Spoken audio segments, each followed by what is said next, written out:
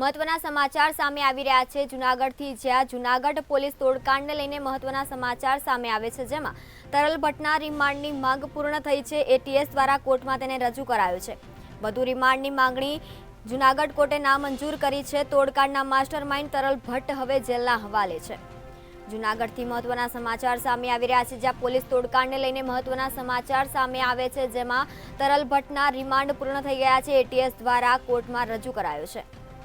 વધુ રિમાન્ડની માંગણી નામંજૂર કરતી જૂનાગઢ કોર્ટે વધુ રિમાન્ડની માંગણી નામંજૂર કરી છે। તોડકાંડના માસ્ટરમાઇન્ડ તરલ ભટ્ટ જેલના હવાલે। જૂનાગઢથી આ મહત્વના સમાચાર સામે આવે છે, જ્યાં તરલ ભટ્ટના રિમાન્ડ પૂર્ણ થયા છે। એટીએસ દ્વારા તરલ ભટ્ટને કોર્ટમાં રજૂ કરાયો છે।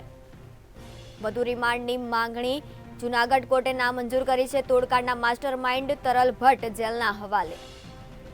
જૂનાગઢ પોલીસ તોડકાંડને લઈને મહત્વના સમાચાર સામે આવી રહ્યા છે, જ્યાં તરલ ભટ્ટના રિમાન્ડ પૂર્ણ થયા છે। એટીએસ દ્વારા તરલ ભટ્ટને કોર્ટમાં રજૂ કરાયો છે। વધુ રિમાન્ડની માંગણી જૂનાગઢ કોર્ટે નામંજૂર કરી છે। તોડકાંડના માસ્ટરમાઇન્ડ તરલ ભટ્ટ જેલના હવાલે। જૂનાગઢથી મહત્વના સમાચાર સામે આવી રહ્યા છે, જ્યાં પોલીસ તોડકાંડને લઈને મહત્વના સમાચાર સામે આવે છે, જેમાં તરલ ભટ્ટના રિમાન્ડ પૂર્ણ થયા છે। એટીએસ દ્વારા તરલ ભટ્ટને કોર્ટમાં રજૂ કરાયો છે।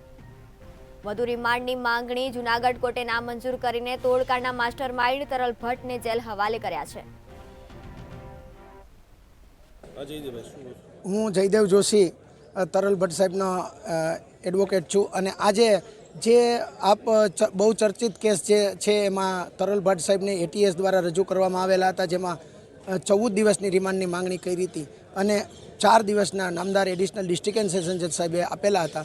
આજે 4 દિવસ પૂર્ણ થતાં વધુ તપાસના કામે કોઈ જરૂરિયાત ન હોય, તેથી આજે તરલ ભટ્ટ સાહેબને એટીએસ દ્વારા કોર્ટમાં રજૂ કરી અને જ્યુડિશિયલ કસ્ટડીમાં નામદાર ડિસ્ટ્રિક્ટ એન્ડ સેશન જજ સાહેબે મોકલેલ છે, એટલે આજથી એ જ્યુડિશિયલ કસ્ટડીમાં રહેશે। કોઈ દલીલ, કારણ કે એટીએસની દલીલની જરૂરિયાત નથી, કારણ કે રિમાન્ડ રિપોર્ટ કોઈ હતો નહીં। રિમાન્ડ રિપોર્ટ ના હોય એટલે આપણે સમજી શકીએ કે વધુ તપાસની કોઈ જરૂરિયાત રહેતી નથી।